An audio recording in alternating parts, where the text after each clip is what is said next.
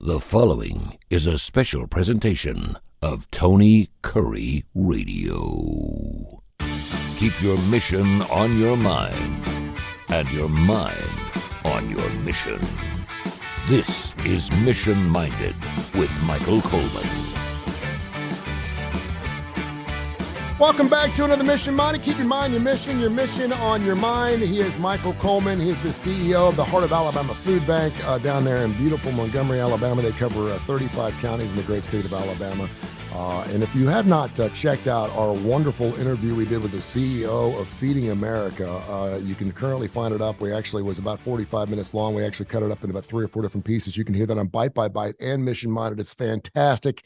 She, of course, is one of the 100 most influential people on the face of the earth, and we were happy enough, and thank you, Michael, for getting her on. She was fantastic. What a joy. She's one of those people that you talk to, and you just feel smarter after talking to her. Oh, yeah, very impressive leader. Yeah, was very high up as an attorney with Walmart, and just very influential. Has been a great leader in Feeding America, and so really worth the audience's time to go listen to her perspective on things. And the fact that she had, correct me if I'm wrong here, is that 107 or 108 brothers and sisters? Her mom and dad. Mom and dad were such huge foster parents. They're in the foster Hall of Fame, and they fostered kids. Really. She said at any given time there were 18, 19 kids in our household, and we asked her the question, what do you do for the holidays? How do you get everyone around that kitchen table, man? But just an amazing story. So it was really, really good. Yeah, and she, comes out of poverty, but just a loving family out of Louisiana. Just has an amazing perspective. And I can tell you, working in the Feeding America system every day, just provides great leadership and understands the balance between the national office, and then we are, of course, contracted with them. We're separate 501c3s. We run our own business. But they're a supportive connection, and she knows how to strike that balance of how to be supportive without trying to overstep and get into each individual food bank's issues. And so has just been it's been great to serve with her. And I think it came out in the interview, so I really encourage people to go hear it. I don't know what this is, and I mean this in the most respectful way, but she scared me a little bit. She's so strong-willed and independent, and it didn't take but about 30 seconds of hearing her speak, and it really made me. I found myself sitting up straighter in my chair. I found myself clearing my throat more often so I could ask the questions. She made me want to be a better interviewer just by having her on. And I knew her past, and I knew that, she worked 13 years for Walmart. And I know that you can basically do whatever she wants to put her fingers on. But yeah, she was scary in a very good way. She demands your attention, and I love that. Yeah, she reminds me of the media used to throw this around with Dick Cheney all the time, the term gravitas. And that's a good way to describe her. She, right from the very beginning, the way she carries herself, the way she addresses things, there's just weight to her words, weight to her perspective, and it becomes clear very, very soon of interacting with her. She's fantastic. Check out those podcasts. They're available, of course, through Spotify or wherever you get your favorite podcasts. We're available in every major industry. And of course, you can also have heard those shows on the TKR app, thanks to the 100,000 folks who have downloaded that in 14 different shows here. So we're speaking here on December 13th. I'm so happy that you and I, brothers, we get to break some bread today and talk some business. And I think this is a perfect time to do this. I was going to ask you, 2023 overall, what was the business year like? That was very general and very broad.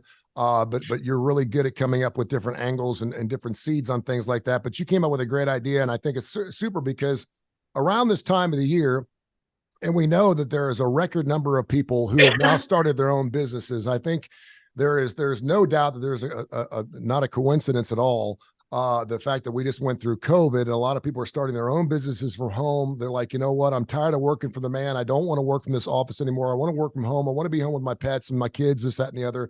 And they've started their own businesses. Sometimes that works. Sometimes it doesn't. I believe it's 1 in 7 or 1 in 8 businesses actually become somewhat successful over a 3-year period. And pardon me if those numbers are wrong. But with the holidays coming up, I always get people saying, man, it must be great to own your own business around the holidays because you can take as much time off as you want. You don't have to worry about telling your boss you can't come in on Christmas Eve or Christmas Day or New Year's Eve. You can take that Friday off. You can do whatever, da, da, da, da, da. And I just always kind of smirk and laugh. And I go, yeah, but there's no reason to take the day off if I don't have some dinner to put on my kitchen table and feed my family. That's great. We can all just sit there and look at each other and daddy could take all the time off I want. But if I want to feed my family, I got to continue to work. But just talk about that a little bit. And where do you see, say, over the course of the next 3 to 5 years, do you see people pulling back on that? Are you seeing people that started their own businesses that are being successful with it? Or are they going, wow, what did I get myself into? How often do you see people that have actually worked for the man for 20 or 30 years? And I've always said, people are like, how is it? I'm like, you know what? I miss getting that paycheck every 2 weeks. I knew no matter what kind of performance I had, I was going to get paid every 2 weeks. I don't know when I'm getting paid anymore. Sometimes it comes in clumps. Sometimes I've gone 3 months without a paycheck. Yes, 3 months without a paycheck. It's nice to know that direct deposit's going in every 2 weeks. And I can imagine some people, and it doesn't mean they're not successful in what they try to do in their business, but sometimes people don't want to own their own business. Sometimes it's not such a necessarily a bad thing to work for the man, to be a follower or something. But just talk about that. I know I threw a lot of different topics out there. I'll tell you, a couple of weeks ago, I went and spoke to a master's level class, and it was all international students at Faulkner University. And one of the things that I talked about was we were talking about organizational culture, and so I'm talking to people who are all from different countries. Now they're here on a visa and they're able to work. Some are working, some are not. So, the American culture, I said, one of the things that I love about is that in America, you don't have to wait for somebody to give you a job. You can create your own job if you have a talent or a vision for something, if you have resources and you're willing and know how to market that and work hard and develop and that's one of the great things about it. And so when you get in these work environments, there's these statistics that are coming out that are saying all these Gen Z individuals are looking at millennials, which is so funny now that millennials are getting up, I guess, close to 40 or whatever now. And they're like, oh, this working for the man, this is for the birds. I want to go operate my own business. And it's so funny because a true entrepreneur is somebody to me that says, hey, I've got an idea. It's how I want to do it. And it may not be vastly different. It may be a model that's already out there, but they're like, but I see how I can improve or make it better. But a lot of people interpret entrepreneurialism as, oh, I just want to be my own boss. And so they don't bring the work ethic. They don't bring the commitment. They don't bring the ideas. They don't bring the financial, and they don't consider all the risks. Like you said, sometimes you're like, well, I don't want to serve the man, but serving the man can have a lot of advantages. And just a couple off the top of my head, and some you've already touched on. You know you're going to get that check. You may be in accounting, or you may be somewhere else in the organization, and you know that, for instance, if you work for Walmart, you know that Walmart's going to be able to put the money in the bank every day. So you don't have those kind of worries about where sales currently and all those kind of things. So the day-to-day, you're not up and down emotionally as the business model is. I mean, as the business is ebbing and flowing. As an employee, lots of times you're just, hey, I'm here, I work 2 weeks, I get a paycheck. And then you get all the benefits. When you go to the doctor, you take for granted that, hey, I've got insurance and I've got a retirement. I'm building something towards, all these benefits. When you jump into that for yourself, all that just goes away. And something that I think people really don't forget or they miss out on is when you're in a positive work culture, it can be very affirming and supportive. And if you're not, there's actually businesses have avenues like, hey, if somebody's sexually harassing me or if somebody's creating a hostile work environment, I can actually go to HR and I can get all that stopped. So millennials think, and other people have before, they're like, well, I don't want to work for the man. I don't want to punch a clock. I'm going to start my own business. thinking you're not going to have a boss. And then what happens is you get out there and first of all the benefits go away, all the security of the paycheck going away. Mhm. And yes, you don't have somebody that's dictating to you every single day what you have to do, but there's this illusion that you don't have a boss, and you actually do. And that boss becomes your clients. Yeah. And you can speak to that probably in your transition over the last few years into radio much better than I could as to what that's now like in terms of your bosses or your clients and all those. You don't have even the protections because you can have somebody that comes up all of a sudden and says, I don't want to do business with you anymore. Who are you going to complain to? Who are you going to go to? Or, hey, my rates are going up, and they cut that. I mean, there's just no safeguards in the system built for people like that. Well, there's a big difference between working for one boss and then working for 20. And when you're talking about, and I think this is just a brilliant angle that you took, because your clients are your bosses, and your bosses, the customer's always right. You want to make them happy because they're actually paying your salary. Right. They're paying your business in order to perform whatever that service is. And yeah, as opposed to just kissing the boss's ass every Monday and making sure you show up to work on time and doing your job and getting that paycheck every 2 months, all of a sudden now you're doing that to 20 or 30 or 40 different people, depending on how big your business is. And I a lot of people are like, I should be doing that anyway. Yeah. I'm an extrovert. I'm a people person. That's not hard for me to do. Well, much like you are at the Heart of Alabama Food Bank, you're the boss over a lot of individuals.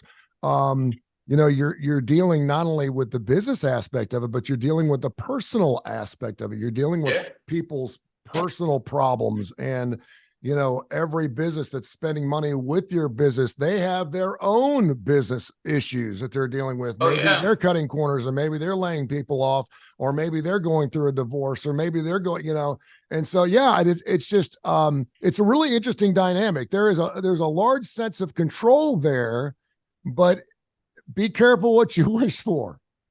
Yeah, I would tell you. So I will compare and contrast my sister and myself in terms of the services we provide for. So I tend to be much more easygoing if I'm going to have somebody like the guy who does my yard. So I might say, he says, okay, he cuts my yard. He charges me $60 every time he cuts it. I don't go out there. He just says, he Venmos me, says, hey, I cut your yard. I don't go home and look at my yard. If he cuts it unevenly or if he misses a patch, I don't get upset. I'm just like, yeah, here's your $60, next time. My sister, on the other hand, will go out there almost and just scour like an inspector with a magnifying glass to see, are all these blades the same? Are the blades ripping the grass? Or, it just, and so she recently hired a painter. And so she's like, hey, I need you to come in here and paint my cabinets. Well, he came in and didn't paint them to her satisfaction. First of all, it's very hard to get good help to come in now. People say they're going to do it and they're not on time. And so that really upsets her. But anyway, they didn't do a good job. And sometimes I think I've gone, well, you're a little bit too perfect. Mm-hmm. But this time I agreed with her, didn't. And so she said, I'm only going to pay you for this. I'm not going to pay you for this unless you come back and fix what you've done.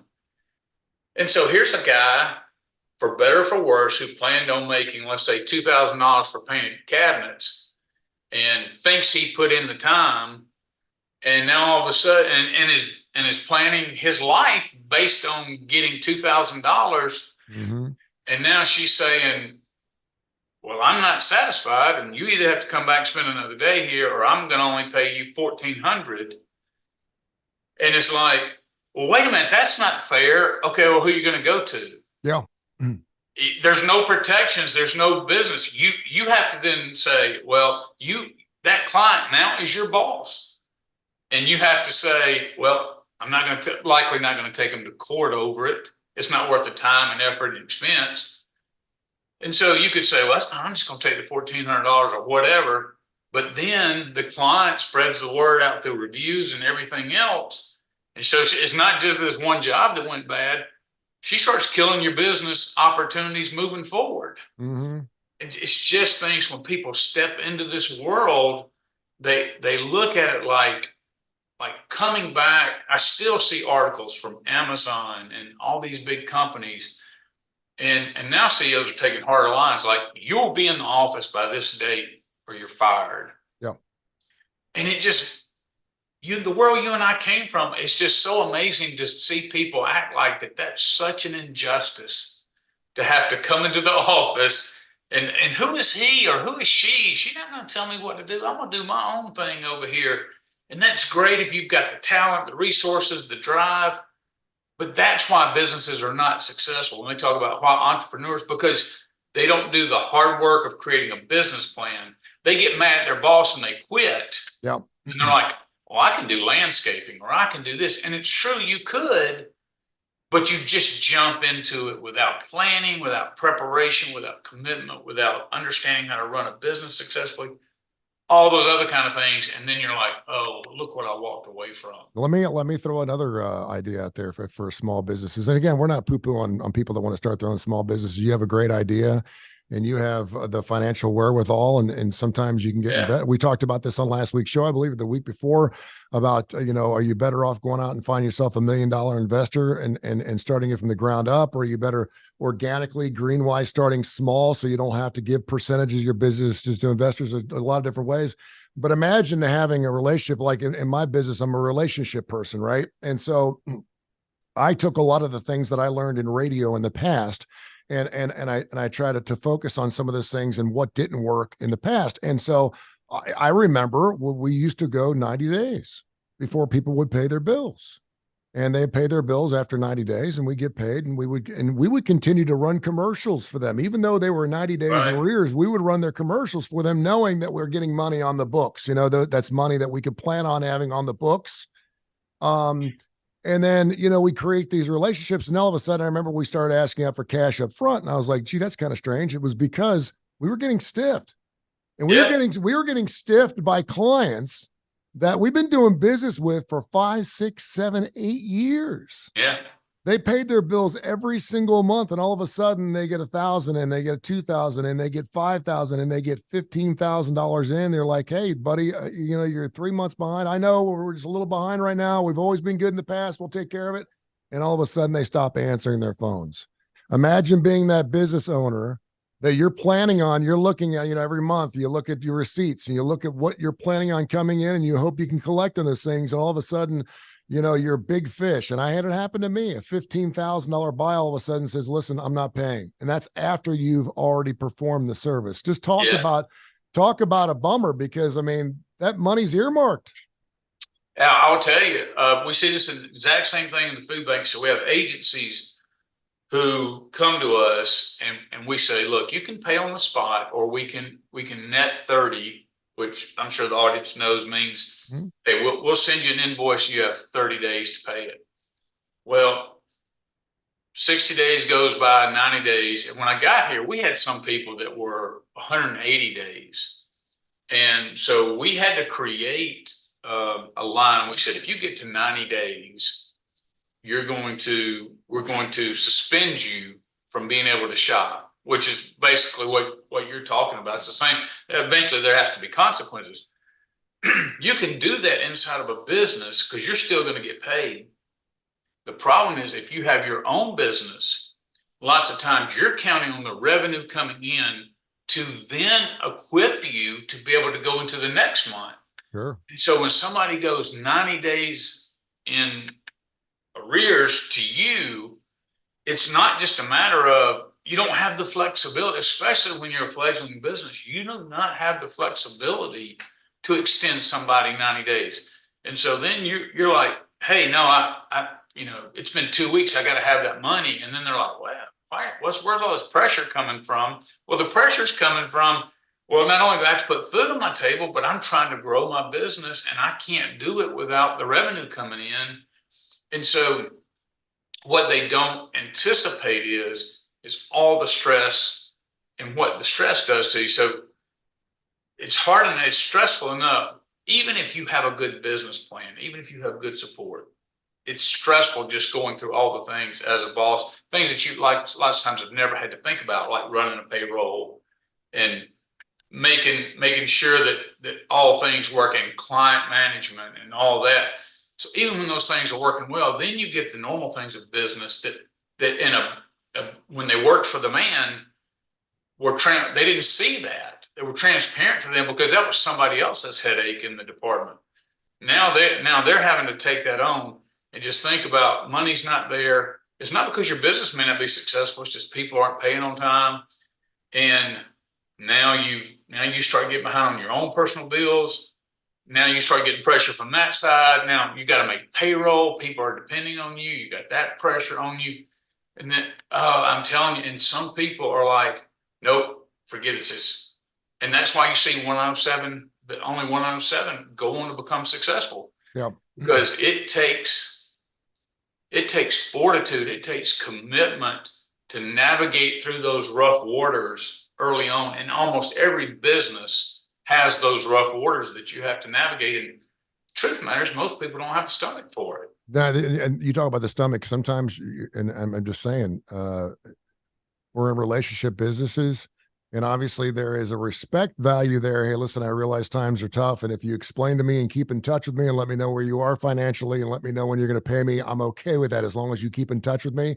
But there will become a time where they're going to stiff you. It's just going to happen. It could be a family member. It could be anybody. I was going to say, you get into personal relationships, family member and friends, and then that just affects a whole different dynamic. Lots of times it can be organizations like your local church has hired you. Yep. This is a church you attend and you're a member.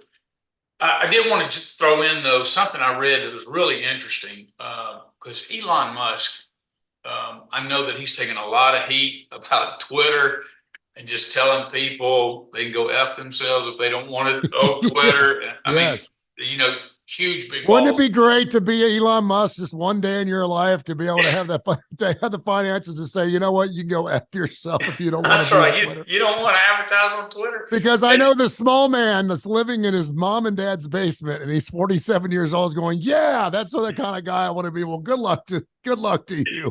Yeah. All you need to do is start Tesla and SpaceX and everything else that he's doing. But he wrote, he said this in an interview. He said starting a company he described it as eating glass and staring into the abyss. And he said he got that quote from a friend. And so you don't think about that, but you think about Elon Musk. He's a really rare dude. And he's brilliant in many ways. In other ways, he's been described as not being a good boss because people don't have the same drives. Like Michael Jordan would never be a good basketball coach, not because he doesn't know, but he's never going to have anybody on his team that's driven like he is. Yep. Magic Johnson tried it with the Lakers for a while and failed. Larry Bird tried it, couldn't get the team, but he's describing that and saying that's the problem with starting a business. But you hear when he started Tesla, he basically just had a cot at the office. He was working year round. Now, again, he's able to reap all the benefits of starting a big company and, making all the money, becoming a billionaire and everything else. But that is such the exception because he's really the exception to be that brilliant and that committed. The average person, when they're starting a business, it's like eating glass and staring off to the abyss because sometimes you're just like, how did I get here? And how am I going to get out of where I am? A lot of people end up, you may love a local restaurant and the next day you pull up there and it's like out of business. Mm-hmm. Because what you don't see behind the scene is all the pressure of trying to maintain a staff, trying to serve enough food that's paying for the food coming in and paying staff and able to pay yourself. And lots of people just say it's too much. So we said all this starting about this trend of millennials saying, I don't want to work for the man. All we're trying to do is, and you and I are both big pro entrepreneurial people. I love people to go out and build something new, but we just want to present the other side and say, hey, just be careful what you ask for. Just make sure you're spending adequate amount of time and don't say, well, I'm just going to quit my business and I'll just go work for myself and start my own business. really think about what you're doing. before Michael, you great jump stuff, off man. it. Happy holidays to you, brother. Thank you. I enjoyed it.